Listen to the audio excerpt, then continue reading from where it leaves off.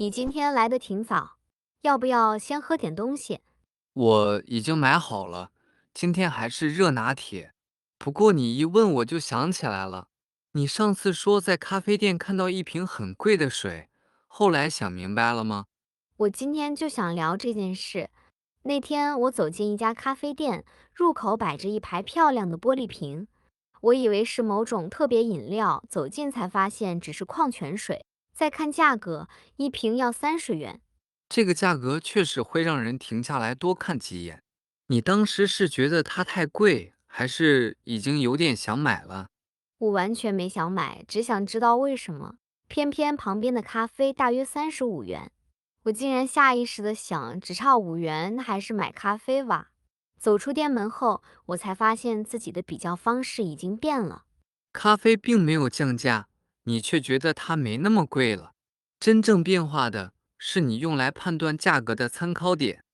后来我刚好读到一些消费心理的内容，心理学里有一个概念叫锚定效应，他说的是人在做判断时容易受到先前信息的影响，先出现的数字就像给后面的比较定了一个起点。锚原来是用来固定船的，放到判断里，它就像一个不容易完全离开的起点。我们后面即使会调整，仍然可能被它带向某个方向。所以在那家店里30元的水成了一个外部锚点。他先告诉我，这家店的消费水平并不低。等我看到35元的咖啡，注意力就从总价转到了只差5元。如果没有那瓶水，你可能会问：这杯咖啡值不值35元？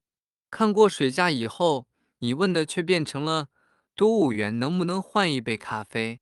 同一个价格，因为比较对象改变，听起来就有了不同的意义。而且咖啡和水一起出现时，还会形成一个价格层次。高价选项未必要成为销量最高的商品，它也可以帮助顾客快速理解这组商品大概处在什么价位。不过我们平常也买水，心里早就知道一瓶水大概多少钱。店里的数字会成为锚点，难道过去的经验就消失了吗？不会，这就要说到内部参考价格。过去买过多少钱的水，觉得什么价格才公平，都会慢慢形成内心标准。店里的30元是眼前的外部锚点，过去买水的经验则是内部参考价格。这就解释了为什么我可能不买30元的水。它让咖啡显得比较合理，却没有消除我对水的日常价格记忆。两种参考点可以同时存在，只是在不同判断中发挥作用。还有一个容易忽略的地方，人们买咖啡可能不只是为了喝饮料，味道、座位、环境和休息时间都可能是他愿意支付的一部分。只想喝水的人，需求却可能很简单。所以我们不能只看它们差了5元，两种商品满足的需求不同，比较出来的价值也不会完全一样。锚点改变了第一印象，最终选择仍然要回到自己的需求。说到需求，你上次订酒店不也纠结了很久吗？我记得你看了半天，还是没选好房间。那次的确很有意思。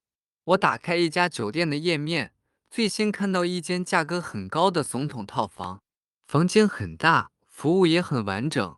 我马上觉得这家酒店走的是高端路线。就算我不打算住总统套房，它也已经设定了我对酒店的心理预期。这跟咖啡店的价格层次很像。总统套房展示了酒店服务的上限，也让客人快速理解它的定位。如果高端用户正在寻找类似服务，这个选项还能直接告诉他，酒店可以满足他的需求。问题是，我进入普通房型页面以后，反而更不知道该选什么了。页面上有十几种房间，名字很像，价格也只差一点。有的包含早餐，有的可以退订，还有的只是楼层不同。我看的越多，越害怕自己选错。这可以用另一个心理学概念来解释，它叫选择过载，也常常被称为选择悖论。当选项太复杂，差异又不明显时，每次比较都要消耗注意力，用户可能比较很久，最后却把决定留到以后。我想起了那个很有名的果酱实验，较多口味的摊位更容易吸引人停下来，可是实际购买比例反而可能更低。这听起来很像选择越多，决定就越困难。这个故事很有启发，但还要看具体条件。如果选项虽然很多，差异却非常清楚，用户也了解自己的需求，更多选择反而可能有用。真正容易造成困难的是选项复杂，差异很小，用户又不确定自己要什么。那我的问题就不只是房型数量太多，更关键的是，我不知道这些房型分别为谁设计，也不知道多花的钱换来了什么。如果每一项都只有一点差别，我反而无法抓住最重要的信息。所以设计房型时，可以先保留少数几个清楚的等级，例如标准客房、豪华客房、行政套房和总统套房。它们不能只有名字不同，而要在空间、服务、使用场景和价格上形成明显差异。标准客房满足基本住宿需求，豪华客房可以提供更好的景观或者更大的空间。行政套房适合需要会客、办公或者更多服务的人。总统套房则代表酒店可以提供的完整高端体验。这样，用户先根据需求选一个等级，再比较这个等级里的少量选项。他不用同时记住十几种房型的所有细节，价格差异也不再是一串难以理解的数字，而是对应了清楚的服务差别。我现在看到了两个概念的分工。总统套房像一个高端锚点，先帮助我理解酒店的定位和服务上限。后面的少数房型则用明显差异帮助我完成选择。没错，第一个概念在建立比较框架，它让用户很快知道这个品牌大概提供什么层次的产品。第二个概念在整理选择路径，让用户知道自己应该比较哪些东西。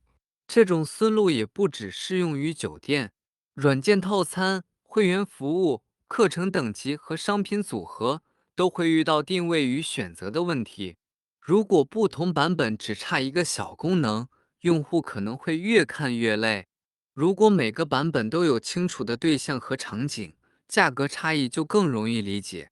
从商家角度看，这不只是怎样把东西卖得更贵，更重要的是怎样把复杂信息组织成顾客能够理解的结构。定位不清，顾客不知道这个产品是不是为自己准备的；选项差异不清，顾客即使有需求，也可能不知道怎样做决定。从消费者角度看，我们也可以换一种问法，不要只问这个东西是不是比旁边的便宜，还要问我现在的比较起点是怎么形成的，这个选项是否符合真实需求。再回头看30元的水，它就不只是一个奇怪的价签了。它让我们看见，价格不只是单个商品上的数字，也会构成商品之间的比较关系。我们最后简单整理一下，锚定效应提醒我们，先看到的数字或选项可能成为后续判断的起点，它可以帮助品牌表达定位，也提醒消费者检查自己的比较标准。选择过载关心的是另一步。当选项太复杂，差异很小，人们又不确定自己的偏好时，做决定会变得更累。少数且差异清楚的选项，可以让人更快找到适合自己的方案。一个帮助我们建立心理预期，一个帮助我们降低选择成本。它们结合起来，其实是在解决两个连续的问题：这是什么层次的产品，以及哪一个选项最适合我。好，今天从一瓶水聊到了酒店房型，还挺有意思。下次再看到一组价格时，可以留意自己最先看到了哪个数字。也可以看看那些选项是真的不同，还是只有名字看起来不一样。好了，谢谢你的分享，我们下次再见。好的，我们下次再见。